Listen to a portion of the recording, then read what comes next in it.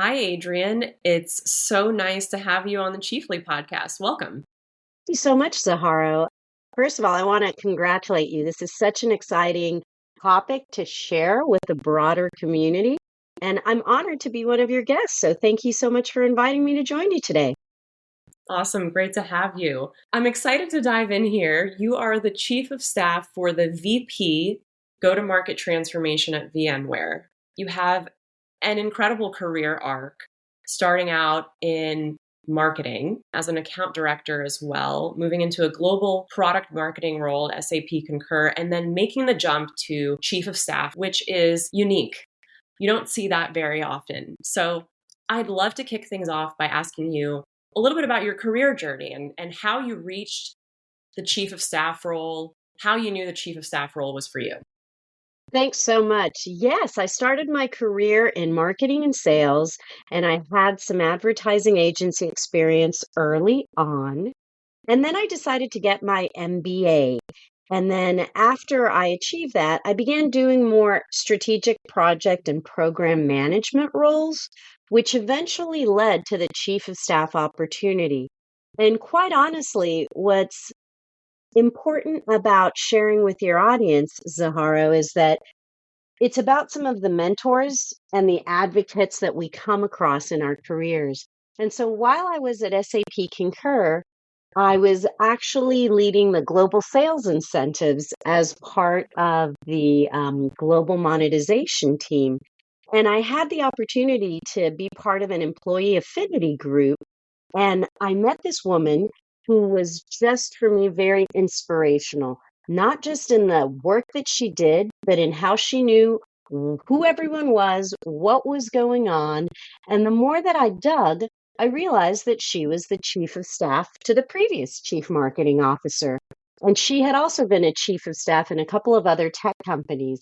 And so I really admired what it was that she did and how she did it. So I asked her if she would be my mentor. And then one thing led to another, and her previous leader got promoted and moved to a different position. And then she asked me if she could recommend me to be the chief of staff for the incoming chief marketing officer. So that was a really exciting opportunity, not only because of learning from someone who had done the role and who took me under her wing, but also for that exposure. So, as you mentioned, I'm really lucky that I've served as a chief of staff to two chief marketing officers at SAP Concur. And currently, I'm chief of staff and director of strategy planning and operations at VMware for the vice president of go-to-market transformation. So, it's been a fun journey so far, and I'm looking forward to see where my next opportunities as chief of staff will take me. Amazing story. So, what would you say were your biggest learnings? What were your biggest takeaways from that mentorship relationship that you had with the former chief of staff to the chief marketing officer? So her name was Debbie. And one of the things that I learned was that this role of chief of staff exists. I predominantly thought it was a political role or a military role. And it's gained a lot more popularity, especially in tech and in some other industries, because people can really see the value of that. And so some of the qualities that were really helpful that Debbie helped me to develop and understand were the importance of organization and having that rhythm of business and being able to really build that trust among all of your stakeholders. And so those communication skills were something that were vital, but then also the fact that you can't let anything slip through the cracks. So being able to have some of these different tools and techniques to make sure that you stay on top of not just what all of the deliverables are, but when you're ready for those fire drills or those strategic initiatives that you might be launching and then handing off to another team. It's really valuable to have that big picture view and to have the flexibility to not get frustrated when things change. So you might have put a lot of effort and resource planning into a project that didn't end up seeing the light of day, and that's all right.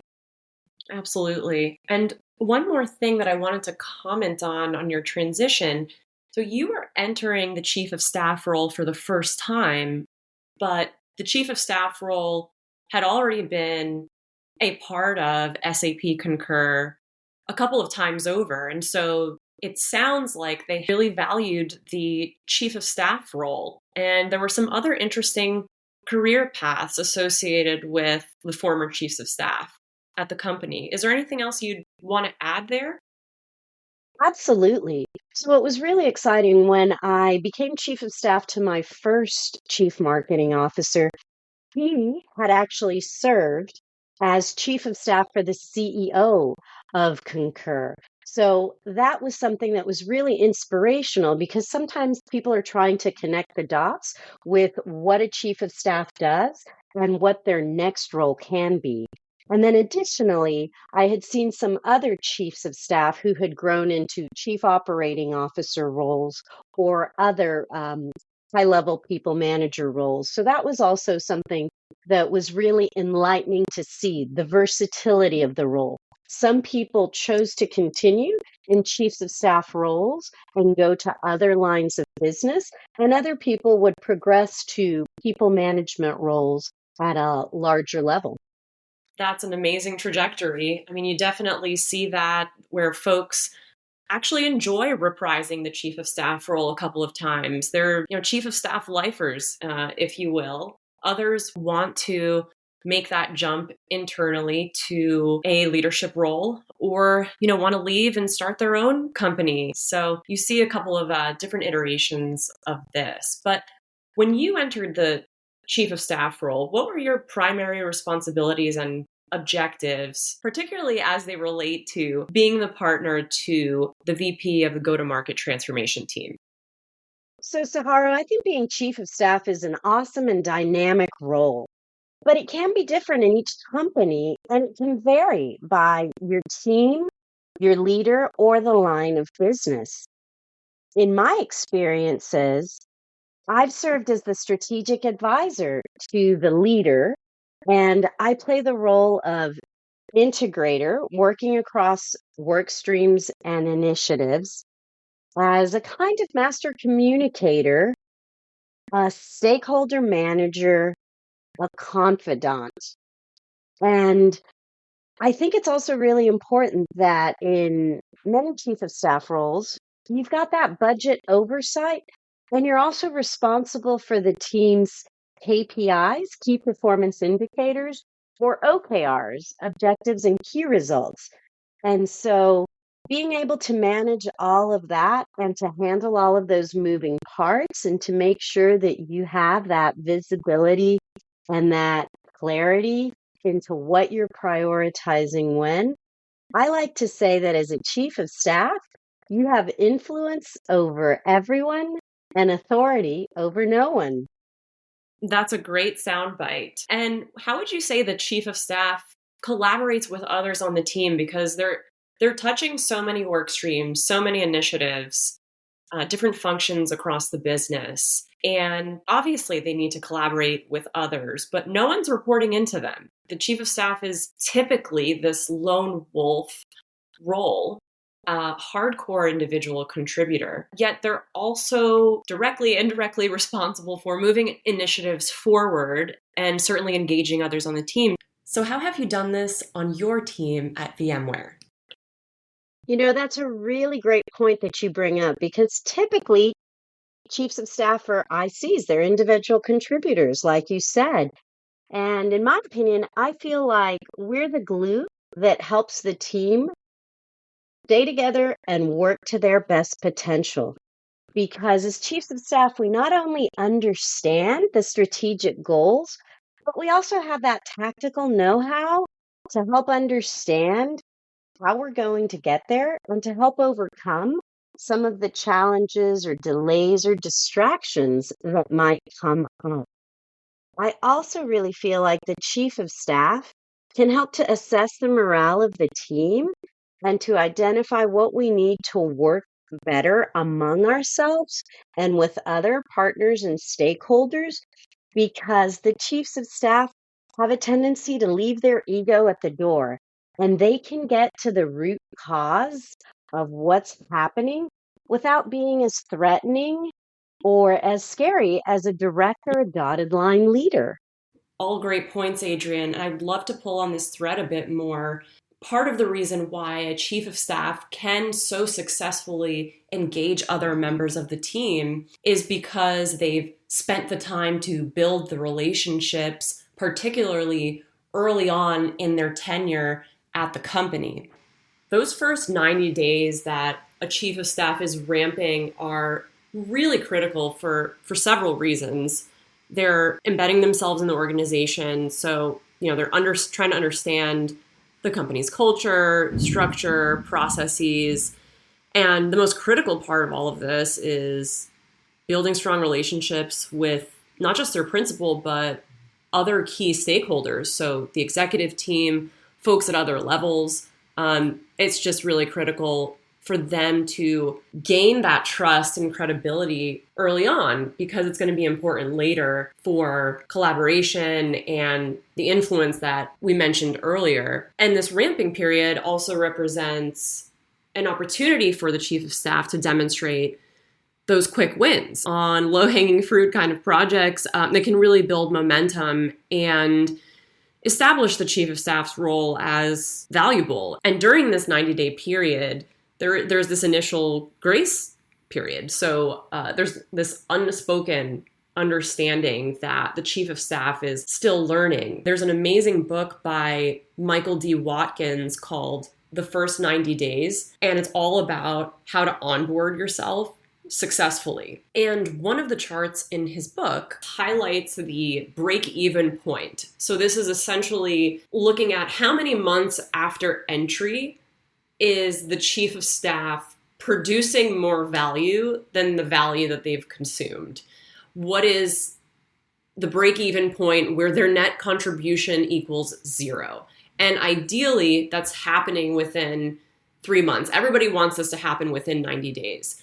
But at larger organizations where there's more complexity, the teams are more matrixed, this might happen after 6 months. So the break even's pushed out. And it's also important for the chief of staff to understand that there is this grace period where you can make mistakes and everyone's very forgiving. But at some point in time, the forgiveness window starts closing. And so the expectation is that, you will have learned from early mistakes and have adapted. And that's what really makes a great chief of staff in the end.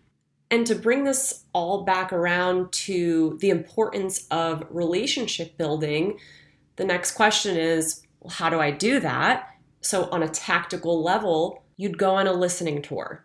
And ideally, you'd kick that off within the first 30 days of onboarding.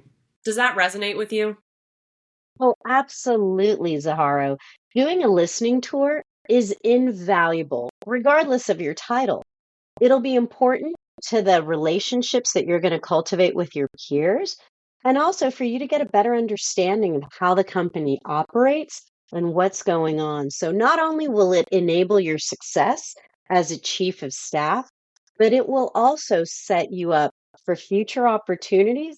And quite candidly, a lot of us spend so much time at work that some of our best friendships come out of our work colleagues. So it will also give you that aspect as well. So doing a listening tour and making sure that it's broad is invaluable in terms of how it can help set you up for success. Looking at your career trajectory again, you moved internally from a global marketing role to the chief of staff role. What advice would you give for someone who is in a different situation, let's say outside looking in? There may not be an opportunity for them to get promoted into the chief of staff role in their current company, so they're looking to join another company as the chief of staff.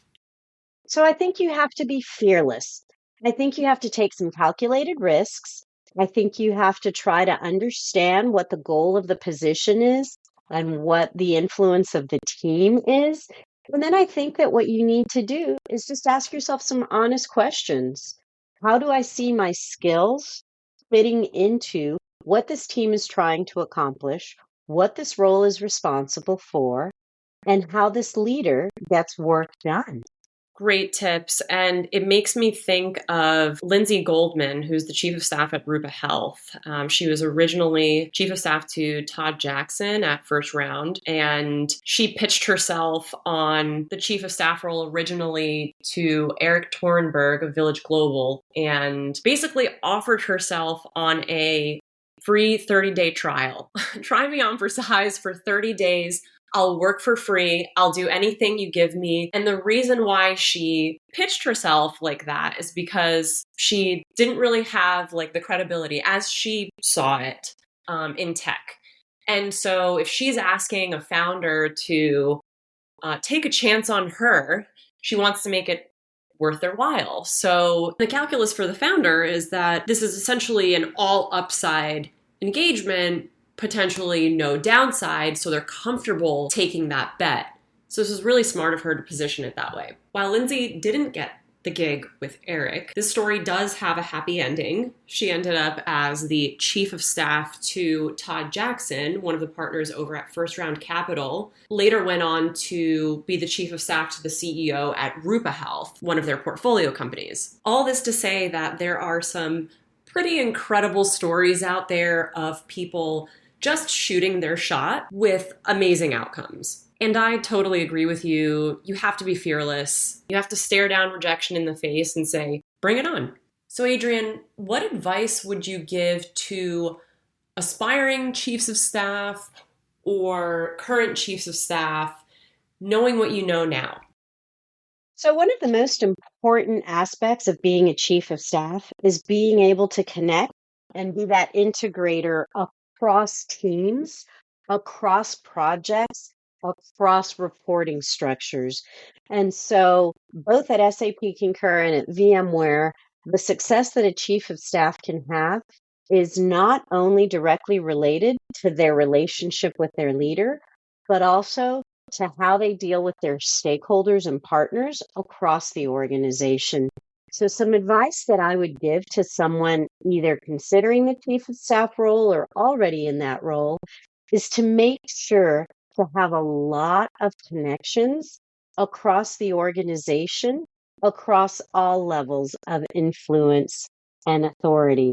Because the closer you are to people, the more honest they'll be about how they're reacting and responding to some of the initiatives that you're working on. The more candid they'll be about the feedback for some of the suggestions and recommendations that you're doing. And quite honestly, the more allies that you'll have when you're pushing a program through. And I'd love to get into maybe some juicier questions that are a little bit more personal and not directly related to the chief of staff role, but no less interesting. What's something that you believe in that you're afraid to tell anyone? It's a good question. I think something that I believe in that that I'm not as open to tell everyone is the fact that I don't think you have to follow a certain path to achieve your career goals. I think it's perfectly okay to take time off to be with your family or to follow your passions outside of work, like volunteerism or travel. And I don't think you have to adhere to a strict timeline or a linear path to achieve a specific career goal. And I sometimes think that we are hard on ourselves because it doesn't make sense. We don't go from point A to point B directly. And I think some of those life experiences are what give us even more skills to do better and to relate to people better and to ultimately be more successful in our professional roles. Absolutely. I like to say that career paths tend to look like squiggles versus straight lines. That's a good one. And Yes. and that's totally fair. So, definitely not afraid to tell people that it's okay to have an unconventional career path. I think I had a little bit of a unconventional career path myself. But yeah, to add to that, what's a contrarian viewpoint you hold that most people wouldn't agree with? So it's funny. Right now, we're hearing a lot of talk about companies mandating return to office policies. And I'll be honest with you, I don't think that you need to physically be in an office to foster culture and productivity. I think there are so many different ways that you can help people feel connected to their jobs and to their team and to their company that allows them to bring their best selves to work and to produce the best results without forcing them to physically have to drive into or commute into an office. Yeah, this one is pretty polarizing. I mean, people have strong opinions around this. You know, a lot of investors out there, a lot of founders who are all about just being in office and the leverage that that can create faster decision making, overcoming hurdles and just problems more effectively. It's just more efficient all around. But for the teams that are working remotely and are looking to foster that culture and similar productivity, obviously there are a ton of tools out there that assist with this, but are there any top tips that you would give in this regard? Yes. So I've always worked on global teams. So that whole idea of making people come into the office makes me laugh because when you've got teams spread globally, it's impossible for everyone to come into the office. So a couple of tips that I would share would be plan some team offsites. Ideally, if you can plan them once a quarter, I feel like it's really helpful to bring everyone together and to allow people to connect on more of a human level. So that way, when they're working on complex problems together, they handle it differently. I also feel like there are some great tools that you can use. There are a whole lot of different collaboration tools that help with efficiency and that help with making sure that everyone's opinion is heard. And then lastly, I think it's really important to also carve out time for you as a team to also have some social interaction. So I remember one of the things we would do a happy hour on certain Fridays of the month. And there was nothing business related on the agenda. It was just sharing about what's happening personally, what are some, what are we watching on Netflix, just allowing us different ways to connect as a group as well, not always just focused on the work. And that really had a lot of positive impact in terms of people feeling connected and people getting satisfaction out of their job without having to have a grueling commute or feeling left out if they were in a different time zone. Yeah, totally agree. And just something that's super tactical when you're talking to somebody, you're jumping on a Zoom, first question you ask is, how are you doing? And most people respond, oh, I'm doing great. Or I'm well. I'm okay. How are you? A lot of times their first response doesn't actually reflect reality and how they're feeling. And so doing something as simple as asking the question twice and saying something like, how are you really feeling? Or how are you really doing? And saying it in a way that isn't off-putting, where it's like, well, I don't believe you, tell me, tell me how you actually feel. You're asking the question to really connect with the person. And you'd be surprised at the responses that come after you ask it a second time. And it gives you that opportunity to connect with someone on a very real level. And it's like, no, I actually care about how you feel as my colleague and teammate, principal, manager, whoever this person is, and gives them the opportunity to do the same, right? It opens up the door for a possibly deeper and more intimate connection with the people that you're spending most of your day with and really most of your life with if you're at that company for a long time. And the other thing about that, Sahara, that you're so spot on is I think I've mentioned in some of my comments that I really see that EQ being super important to the chief of staff, and that I also feel like we serve as a confidant. It's about being able to make people feel like they have that psychological safety. So whether there's something happening Right. personally and they need a little space, or whether professionally they have some doubts or hesitations about the direction, or they want to make sure that they give some constructive feedback, or they disagree, and to allow them to give you the reasons why they disagree with the direction. It's super important, like you said, to give a little bit more time and space for people so they have that psychological safety to really tell you what's going on. Absolutely. Are there any parting thoughts that you'd like to leave with listeners before we jump? So I think that if someone's considering becoming a chief of staff and they would like some advice, I'd say it's really important to be organized, to have an open mind, to have a sense of humor, and to leave your ego at the door. I love being a chief of staff, and I think it provides such an amazing impact to the organization and to the teams that work with that chief of staff. So hopefully that's some good food for thought. Great advice. Thanks so much for joining, Adrianne. It was my pleasure. Thank you so much for allowing me to chat with you today, and thank you for all you do for our Chief of Staff community. This was Chiefly, your go-to podcast for insights from top chiefs of staff and the founders and executives that work alongside them. Thanks for joining us, and be sure to subscribe to stay connected.